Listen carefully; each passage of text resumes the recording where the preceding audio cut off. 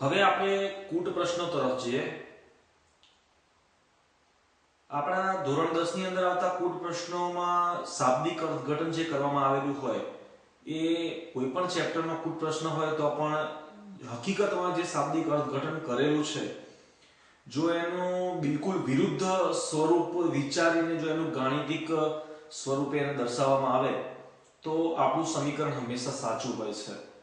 આનો મતલબ એવો થયો કે જે તમને શાબ્દિક સ્વરૂપમાં જે વિગત તમને આપી છે એના કરતા વિરુદ્ધ સ્વરૂપમાં એને ગાણિતિક સ્વરૂપમાં દર્શાવવું જોઈએ।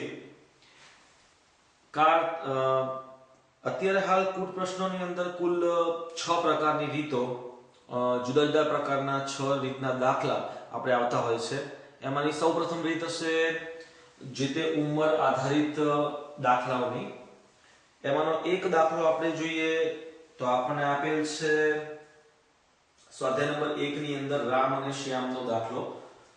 અહીં આપેલ રકમ કંઈક આવા પ્રકારની છે કે રામ અને શ્યામની ઉંમરનો સરવાળો 25 વર્ષનો છે અને 5 વર્ષ પહેલા રામની ઉંમર શ્યામની ઉંમરથી બમણી હતી। આનો મતલબ એવો થશે કે કોઈ એક વસ્તુ સૌપ્રથમ આપણે ધારવી પડશે। અહીં હંમેશા એ વસ્તુને ધ્યાનમાં રાખવી કે જે નાની વસ્તુ હોય એને x તરીકે અને મોટી વસ્તુને y તરીકે ધારીને જો ચાલશો તો હંમેશા કોઈ પણ દાખલામાં ભૂલ પડ્યા સિવાય બિલકુલ સાચા જવાબથી તમે હંમેશા અંતે સાચા જવાબ મેળવી શકશો। તો અહીં આપણે રામ અને શ્યામની ઉંમર ધારી લઈએ તો ધારો કે શ્યામ અહીં નાનો છે એટલે શ્યામની ઉંમર x વર્ષ છે તથા રામની ઉંમર y વર્ષ છે। આવો આપણે ધારી લઈએ। હવે આપણે આપેલી વિગત મુજબ બંનેની ઉંમરનો સરવાળો 25 નો થાય છે માટે x y 25 વર્ષ થશે। બીજી વિગત એવી આપી છે કે 5 વર્ષ પહેલા રામની ઉંમર શ્યામની ઉંમર કરતા બમણી હતી। તો 5 વર્ષ પહેલાની કન્ડિશનનો ઉપયોગ કરીએ તો 5 વર્ષ પહેલા બંનેની ઉંમરમાં 5 વર્ષ બાદ કરવા પડશે। મતલબ કે શ્યામની ઉંમર એ વખતે x 5 વર્ષ હશે અને રામની ઉંમર એ વખતે y 5 હશે।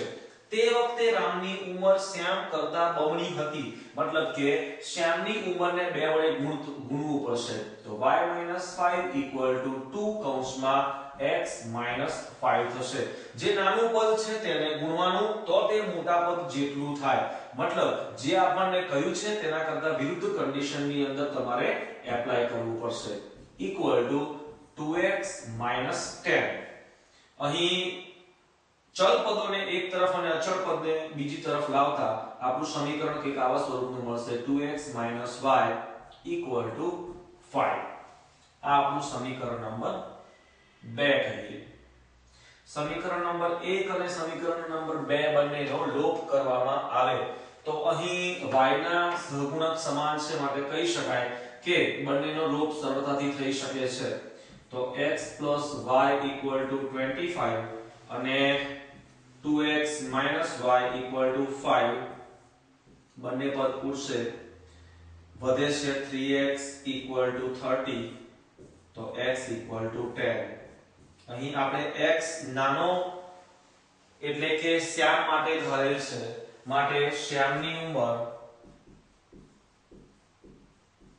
10 વર્ષ થાય। જ્યારે રામની ઉંમર શોધવી હોય તો x પર આધારિત રીતે y ની કિંમત શોધવી પડે તો x + y = 25 x બરાબર 10 મૂકીએ 10 + y બરાબર 25 થાય y = 25 માંથી 10 જાય તો 15 વર્ષ મળે છે। મતલબ કે રામની ઉંમર 15 વર્ષ થશે।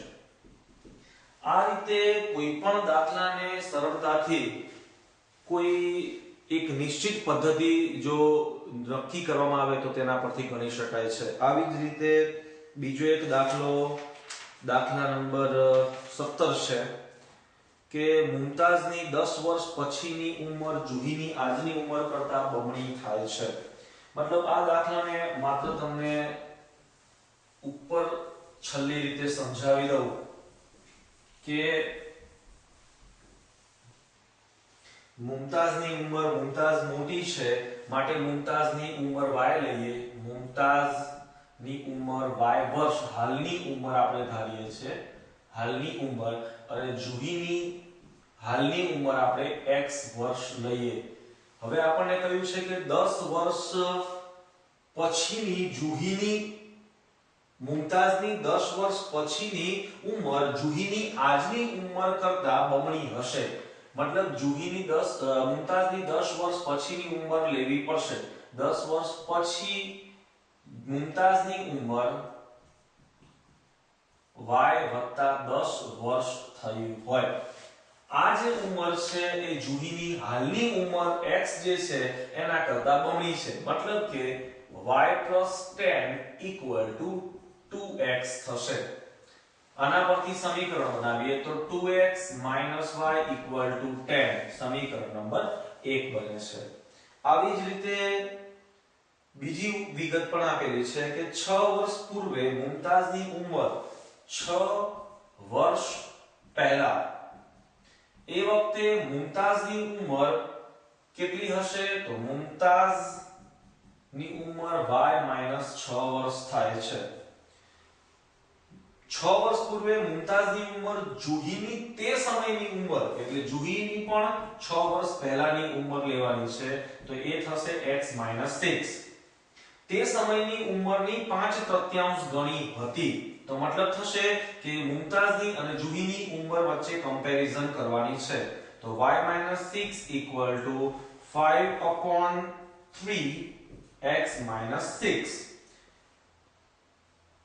મુમતાઝની 6 વર્ષ પહેલાની ઉંમર એ જુહીની તે વખતે 6 વર્ષ પહેલાની ઉંમરની 5/3 ગણી હતી. એટલે 5/3 વડે જુહીની ઉંમરને ગુણવું પડે છે.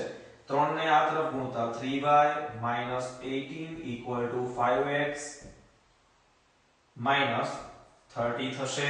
અને એના ઉપરથી બીજું સમીકરણ મેળવી શકાય કે 3y 3y =